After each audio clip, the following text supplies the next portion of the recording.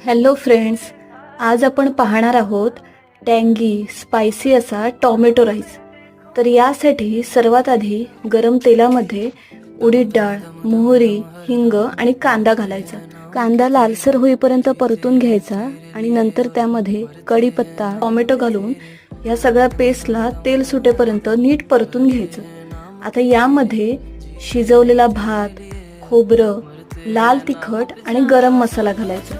चवीपुरतं मीठ घालून भात छान परतून घ्यायचा.